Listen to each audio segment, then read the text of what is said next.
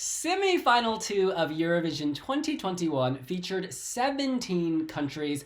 Unfortunately, only 10 could go through to the grand final. The results are out. We have the televote and jury split, and I think we should talk about it. Oliver, are you ready? Let's do this!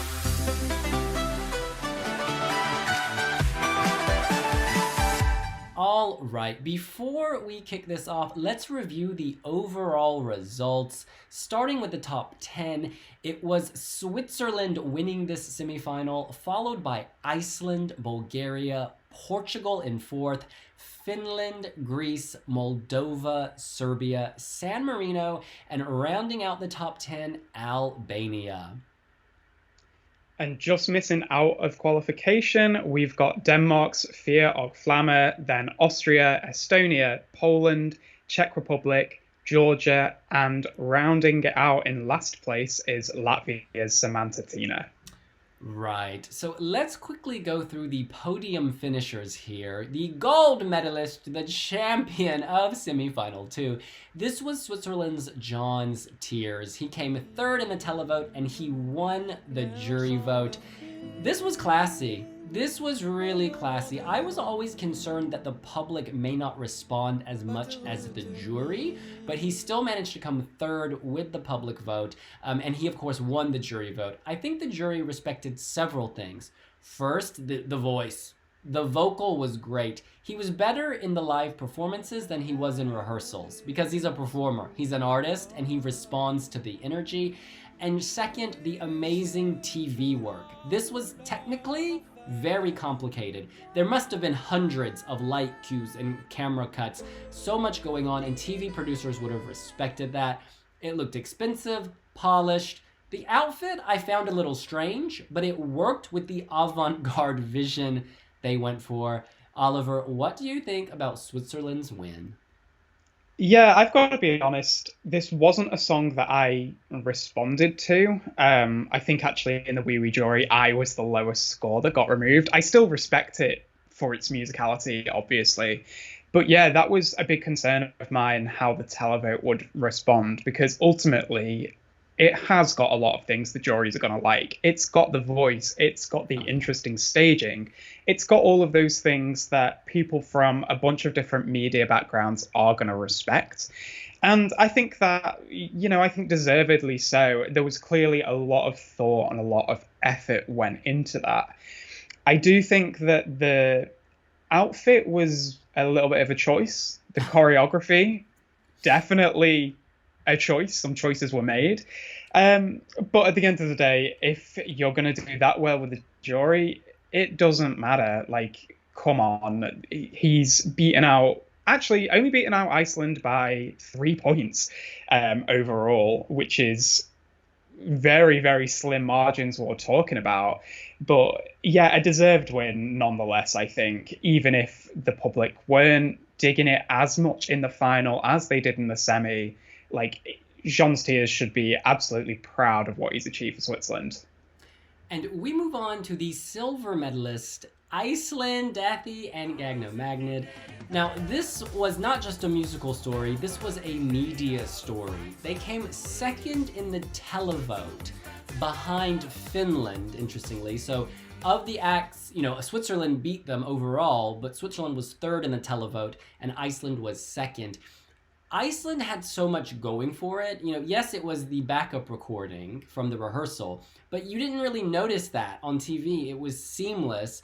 They were quirky, they were different. This was among the simplest, in terms of they weren't exploding everything. It was just pure. It felt like a high school, and I mean this is a compliment, arts and craft project, and it was so tastefully done, and yet it still had enough glamour and just enough kind of oomph with those digital graphics. And also, I do think the media story helped. He tweeted, "Oh, I'm sick." This was before the grand final. "Oh, I'm so sick of people constantly asking how we're feeling," because this did become a media story. He and I actually were on BBC Breakfast together, and the first question they asked was, "How are you coping?" And, I understand why media outlets were asking this. But for those of us who were kind of living this day by day, certainly you work in Slaying, that online press center, and me on the ground, you heard this constantly, people asking and talking about them. But I think this was a benefit because it got them out in the media and people knew. Whereas with Montaigne, it was less of a, I feel like it was less of a talking point in the semifinals. Whereas the Dathie effect, call it, because they were the favorites last year, perhaps, that people were maybe familiar with them. But all of this conspired in a beautiful way, and I think it helped them ultimately. Yeah, absolutely. I think even if there wasn't this media storyline, I still think they would have done really well with the televote because of, them being the favourites last year. But also, we have to give credit where credit's due. Oh, yeah. Even though these musical elements and this kind of stage production, it does borderline novelty, but that isn't, it's still very serious music. There is still really quality production here, and every single element I think was stellar. The You're So Fascinating bit with the big cheesy emoji right in behind, and the delayed smoke and confetti cannon moment right at the end.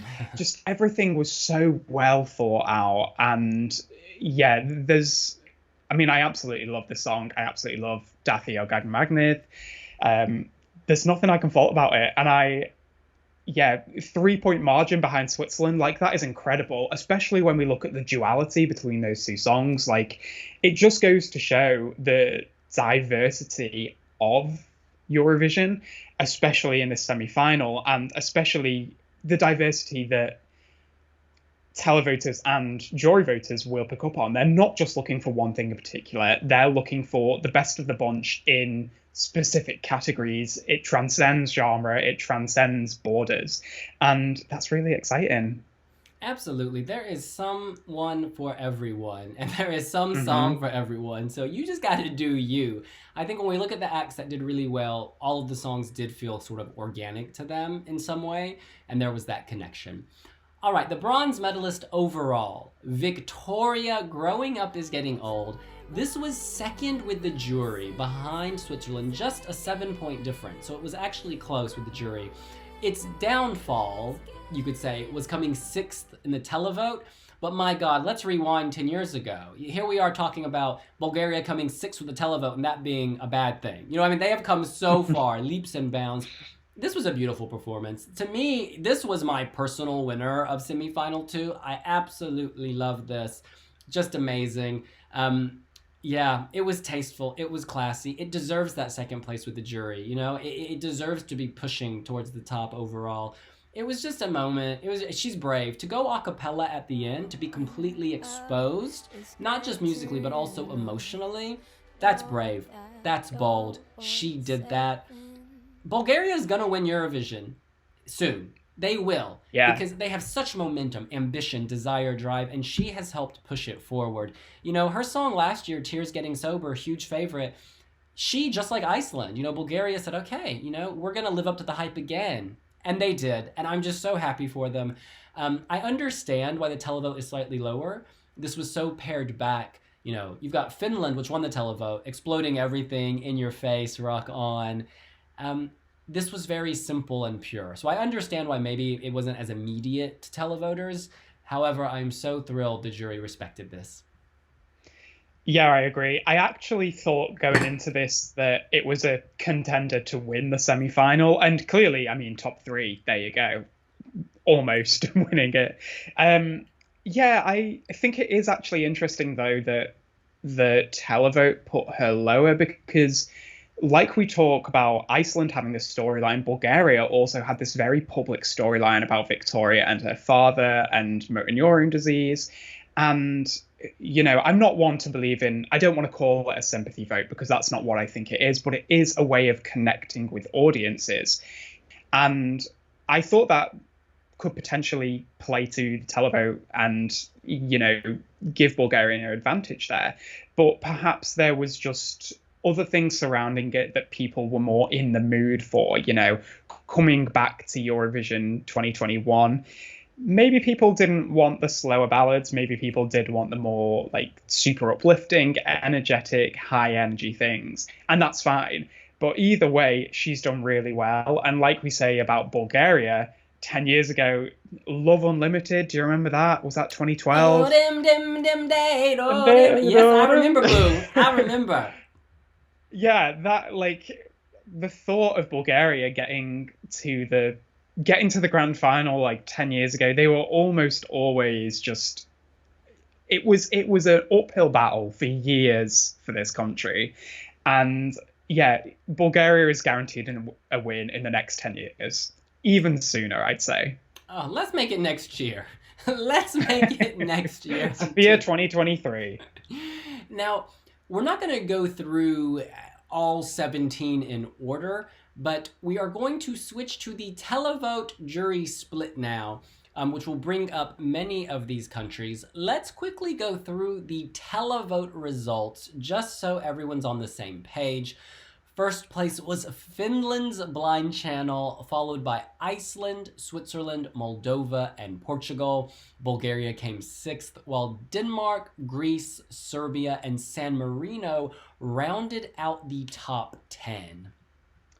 So the public vote put Albania 11th, followed by Estonia, Poland, Georgia, Austria, Latvia, and in last place with the public is the Czech Republic, who had 0 points. And we should point out that if the televoters had their way, Denmark would have gone through and Albania would have not. Now, the jury vote, let's quickly review that. First place was Switzerland, followed by Bulgaria, Iceland, and Portugal. Then Greece was 5th, followed by Finland, San Marino, Albania, Serbia, and rounding out the top 10 with the jury, Moldova.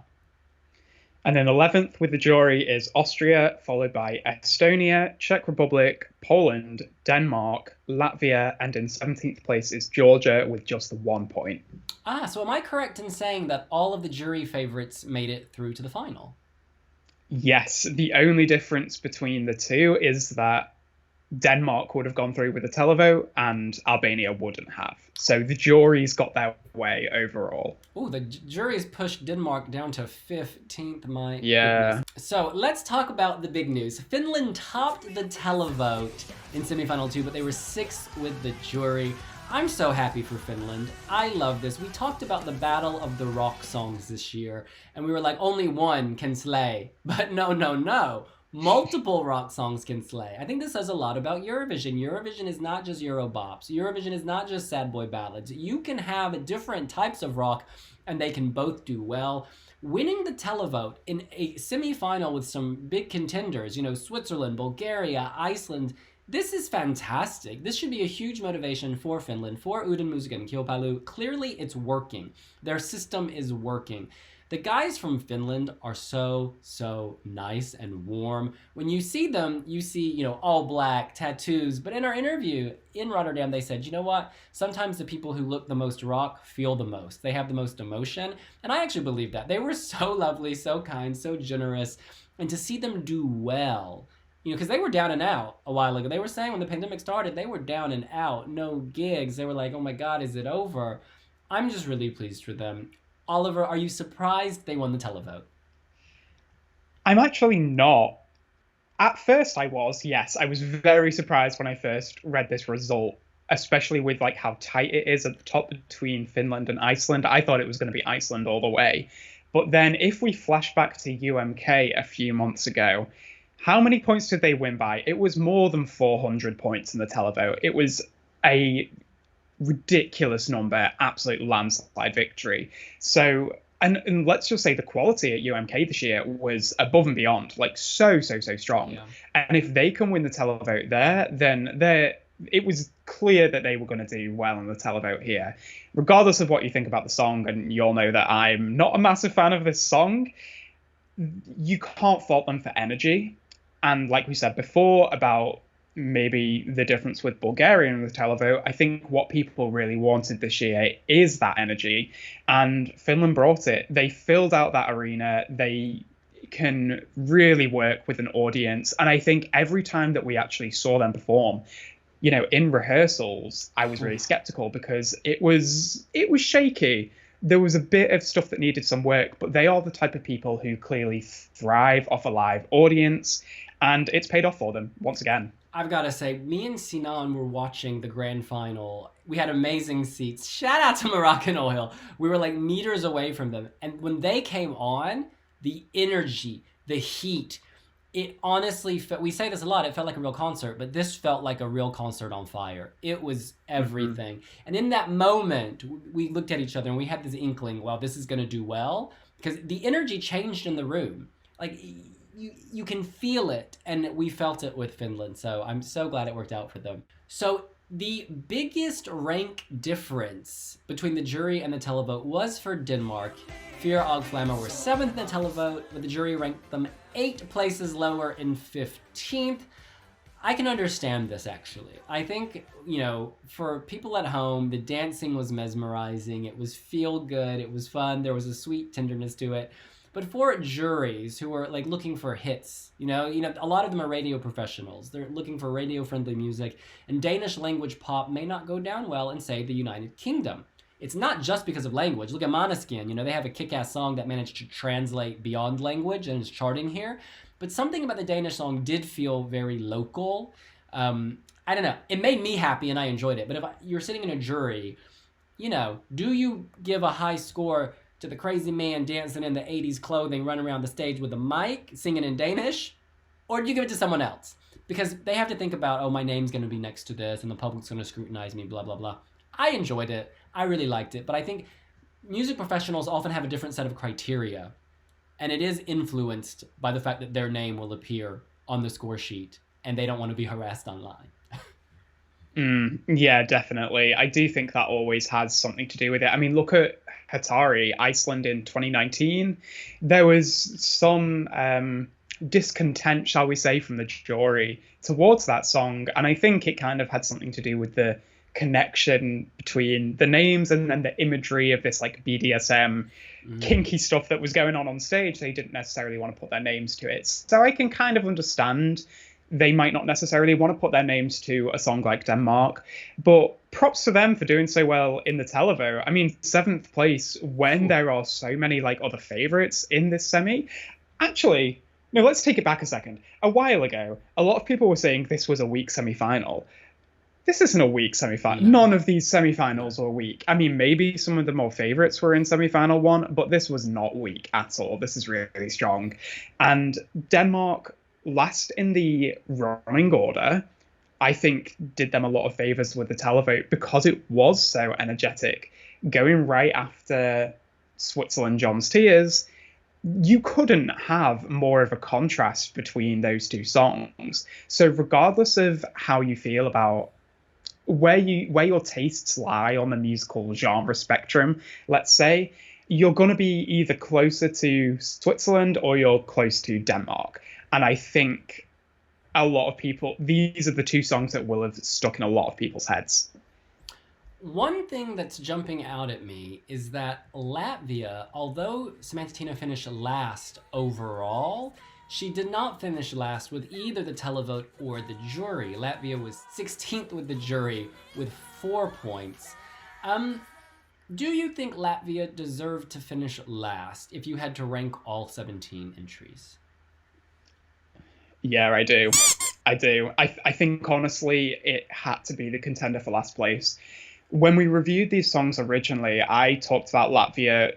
It needed the parade moment. It needed that like celebratory moment to make the song feel like a spectacle rather than just a vehicle for Samantha to showcase her voice. And even then, I don't think it did that in the best possible way.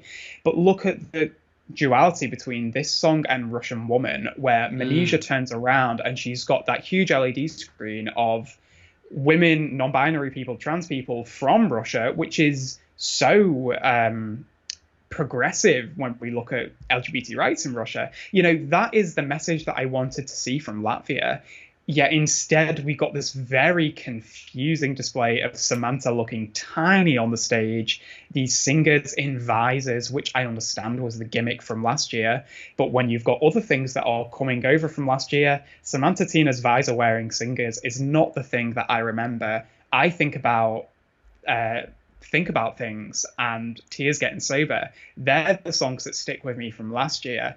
But Still Breathing, going translating that to The Moon is Rising, it just didn't work. And I think they completely needed to redo the staging concept. I don't think Samantha deserved to come last as a singer. I think she was very good vocally. Yes. But the whole package just didn't work, and I don't think ticked any of the boxes for what jurors look for or what televoters look for. Yeah, I think that having people on the LED can be surprisingly powerful. You know, remember Ace Wilder at Melody Festival ages ago, just duplicating herself and having dancers up there. It looked amazing. I think here, the green dress got swallowed by the green and gold backdrop and floor. I was like, where is Samantha? Where is she? It was just the color palette. I like the mix of gold and green, but they needed to break it up. She needed to pop out rather than blending in. I think that was a fatal error. I think, you know, the song, as I've said, it's not my cup of tea. I don't think the song had a memorable enough hook. I don't think the song ultimately was the weakest part of this, if I'm being totally honest. And the staging did not help. She is an icon. Personality, presence, voice. Samantha Tina is queen, goddess. I would love her to come back with something musically more palatable for Europe, because she deserves to be a top 10 finisher at Eurovision. This just wasn't the package for that. Yeah, and I totally agree that the emotion of the people, like Manija leveraged empowerment to great effect. This did not leverage empowerment, because you wouldn't necessarily get that message. Yes, you saw the crown, but I only need that once. I don't need it repeated 26. You know what I'm saying? It's a shame, because she is queen. She's an icon. She's amazing. I also want to say on that, actually, why were they saying, if you've got something to say it to my face, when they're covering their faces with visors? What is the visual connection? You need a visual connection to go with the storyline of the song. Say it, don't spray it. I've got my mask, so when you say it to my face, I can keep your corona away. I do like the visors. It makes me laugh, but I take your point as well. I just think... Yeah. They're funny. She's funny. I love her sense of humor. I love her energy. She's iconic. Absolutely. So there's been a lot of talk about the Moldova televote jury split. Moldova finished 4th with the televote and 10th with the jury. I should point out, Moldova always does better in the televote than with the jury. Like, if you look at their records, people tend to respond to the quirkiness and the kookiness of their acts, but also there is a large Romanian Moldovan diaspora. Now, people are like, what? Romanians and Moldovans both speak Romanian. They have strong cultural connections. And so the fact that you have Romanians in many of these countries like Portugal, etc., it does actually play a role. Like, it helps them, they benefit. Kind of like the Lithuanian diaspora in the UK. The UK is often very friendly to the Lithuanian act. I actually understand this result. The countries, to a lot of people, seem random. They're like, why did all these countries give 12 points to Moldova? But I should point out, Sugar was a huge hit in Bulgaria. Sinan Sadula, our blogger, says it's played every day for months. In Greece, it's been played a lot on the radio. In Russia, there's a Russian version that's been playing. It was charting in Russia and then in other Russian-speaking countries. So actually, I'm not surprised this came forth in the televote. I'm really not. When you factor all of that in, it does make sense. And the jury putting it 10th, the juries were always going to rank this slightly lower than the televote. But 10th is a respectable result, because she did hit that note. That is very impressive. You don't think she hit it? Our girl hit it. Someone on that stage, either behind the camera or in front, hit that note. And this has been one of my favorites consistently since it was released. So this is like not kind of earth-shattering that I'm saying this. It's one that I remember. Give me some sugar. And something I want to point out, during the grand final, not everyone noticed, she literally dropped her mic, and she very quickly picked it up, stood up, and got back to it. So I just want to shout out to her. That is a moment. And it looked like it was the choreo, but it wasn't. It was a mistake. So that was awesome. Olive. Yeah. Props to her for that. Yeah, that was professionalism, I think, in the grand final. This result is a little bit surprising to me. I knew it was going to do well with the televote, but I didn't think it was going to do this well, especially when we consider we've got the big pop songs like Serbia. We've even got the kind of, the cheesy pop songs like Denmark and Poland. I didn't quite think Moldova was going to do as well as it did. However, one thing that we have to consider is a key ingredient at Eurovision is the campaign trail. Yeah. So, Senate had the freaky trip to Rotterdam. Moldova, Natalia Gordienko, assisted by Philip Kirkorov and the Dream Team, had a massive Europe-wide campaign, including a reveal event with a red carpet in Moscow, and it went on for about 3.5 hours, longer than the semi-finals. But there were so many celebrities there from all over Russia, from the Russian music industry, and that, to be honest, transcends into the Eastern European music industry. So I can totally understand the support, because people have kind of been following this campaign ever since Sugar was released, or, to be honest, even prior to that, since Prism was released. I think the amount of 12 points that it got is a little bit shocking, especially when we consider how it performed in those countries with the grand final televote result. But overall, I think it is deserved. I think that they put a lot of effort into the campaign, into the performance. But the jury vote, this coming 10th place, it doesn't deserve to be in the top 10 with the juries. What? Okay. No. This is okay. This is where I'm going to disagree, because jurors often work at radio stations, and songs that get radio play elevate. I'm sorry, Georgia, Latvia, Denmark, Poland, Czech Republic, Estonia, Austria, which finished below it, I don't think those are as radio friendly as Moldova. I think Moldova's more radio friendly than Albania, than Portugal, than... this has a radio friendly quality. Some people may call it trash. Some people, well, I don't say may. I've heard people call that song trash. Oh, yeah. But I'm sorry, this is a pop song. This is a commercial. This is the most commercial number. And jurors come from commercial radio stations so frequently, so I do see why it came 10th.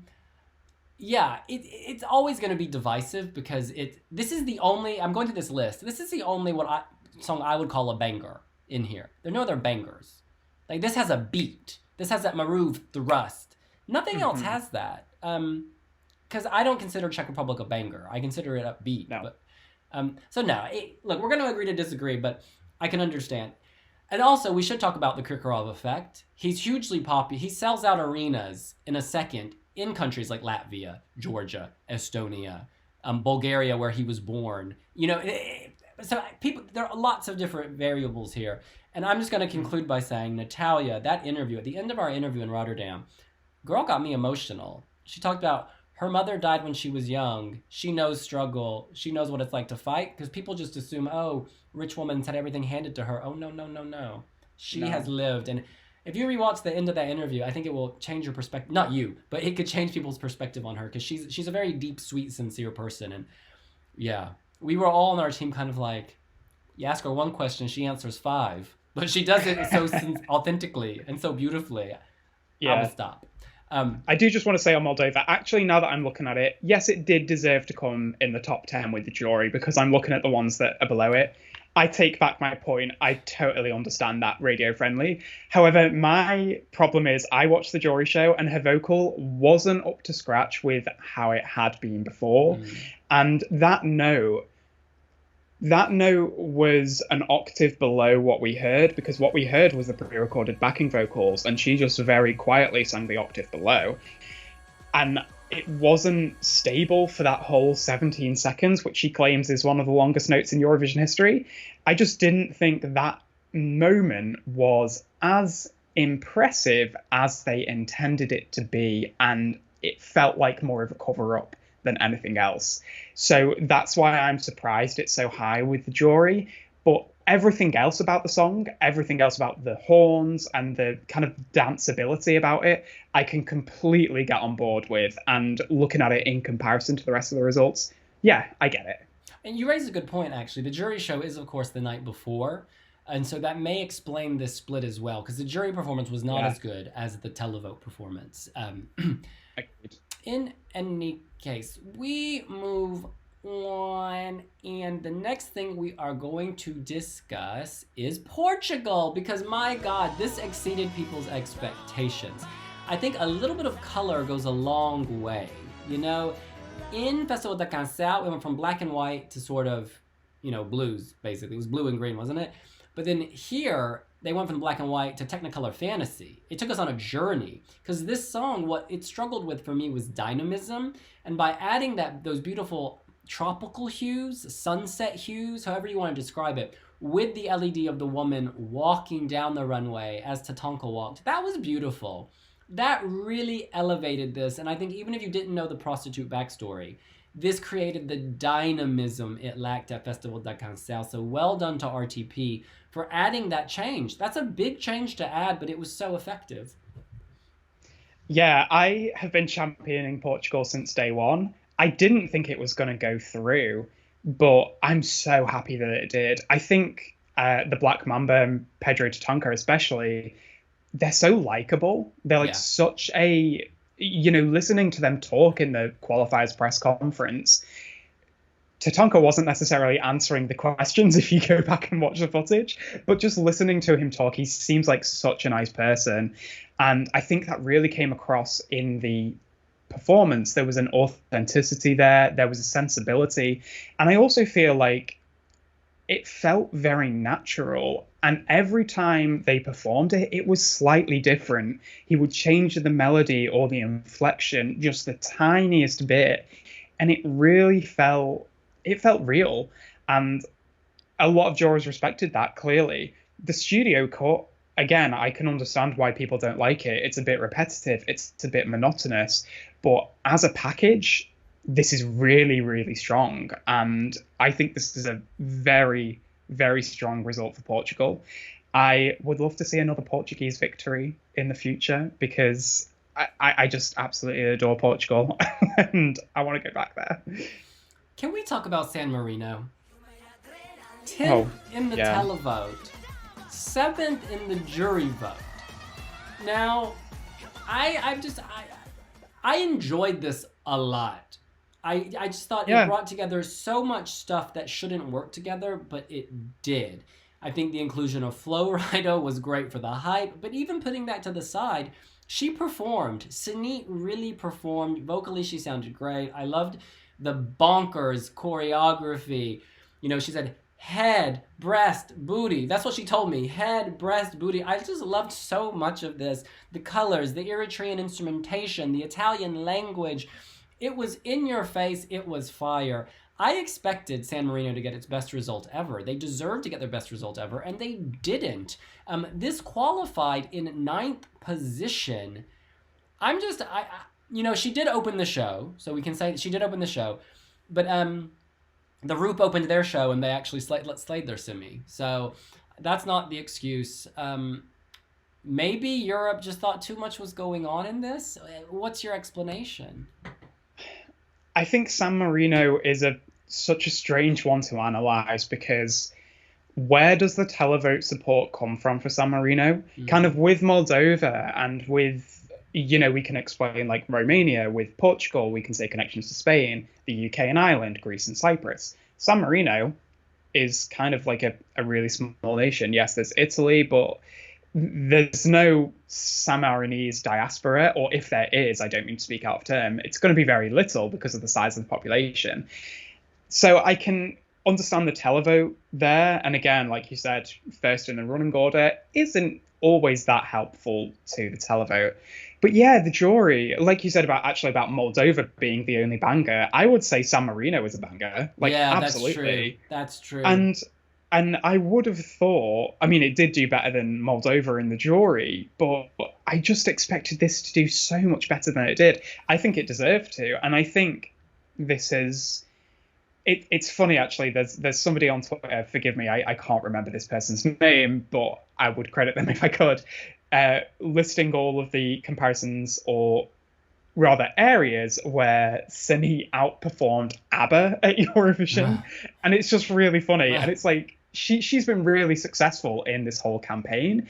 It's just a shame that the results don't reflect that. Yeah, There's always one. There's always one. Maybe this will make it into the Eurovision Crimes video, because I thought Freaky Queen deserved so much from... I cannot speak. Deserved so much more from Europe. There we go. Yeah, agreed.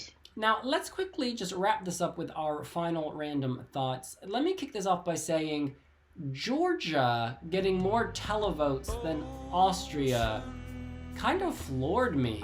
Georgia, not much happened. Georgia came last with the jury. The only staging element was some words projected onto him. I thought it was effective, that bit. But yeah, I'm shocked that Austria finished 15th in the televote, while Georgia was 14th. I don't know what's going on. That to me is a result that just blows my mind. Austria came 11th with the jury, and then Georgia came last. And to me, I can understand that at least. I feel like that's more in the realm of like what I would expect. What do you think about Austria's underperformance and Georgia's perhaps overperformance? I want to take the focus off Austria, actually, and talk about the Czech Republic. I mean, yes, I think Austria underperformed with the televote compared to the jury, but I kind of expected that with the running order and the songs that surrounded it.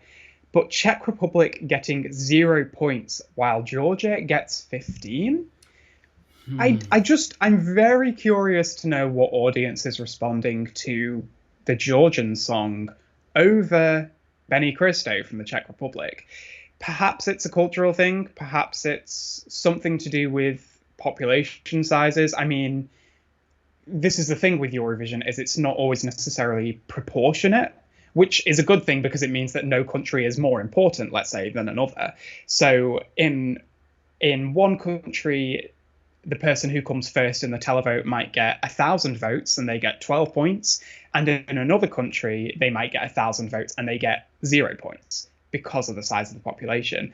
That's one explanation behind this kind of likability of the Czech Republic, because I think this is a very radio-friendly song in the UK, for example, or Ireland, or the more Western nations. But I'm just very confused about Georgia doing better than Czech Republic, even Latvia as well. I mean, I just don't get it. I don't get it one bit. Gotta be honest, I don't remember watching Georgia's performance all the way through. I don't remember it. However, it was my toilet break. Yeah.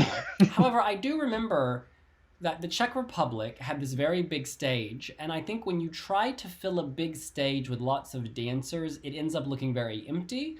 Whereas if you're one person singing an emotional song on a big stage, you can still fill it because they have to they have to focus on you because you're the only person, so you're more present. I think a lot of his live on tape, Benny Christo's live on tape, was better than the live performance. Because on the live on tape, he's on a smaller stage, so it fills it, and it feels more, he sounds better, it looks better, he doesn't get lost. Whereas I think on that big stage, I felt the same way about Israel, to be honest. I think acts and artists get lost when there are all these dancers and this massive stage. Whereas Georgia, I guess, benefited from being one person. You got to focus on him because you've got nothing else to look at. So maybe that helped it in some way. I don't know. Maybe, but I mean, it didn't qualify. So at the end of the day, it's like, I suppose it doesn't matter when it gets down a certain point in the leaderboard. But I definitely think there's some discussions there about. I just think it's very strange, especially with like Tonika's lack of campaign for Eurovision. But that's something for another video. Yeah, I mean, ultimately, it's only 15 points. So basically, yeah, exactly. Everyone after Estonia got 29, but then after that, it's 17, 15, 13, 10, 0. So at that point, it's almost like, okay, we can kind of group them together in a sense because it's not very many points. And Georgia, did have some there are a lot of CIS countries here, former Soviet republics. We've got Latvia, we've got Estonia, we've got Moldova. So there, maybe regional kind of shared historical connections. I don't know. All I know is this. That's what we think. What do you think? Are you living for the semi-final 2 results of Eurovision 2021? What jury televote discrepancies stood out to you? Let us know here on Wee Wee Blogs.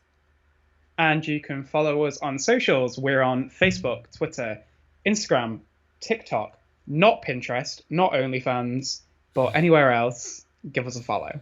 Share some pics on our mood board, and we'll see you later. Bye. Bye.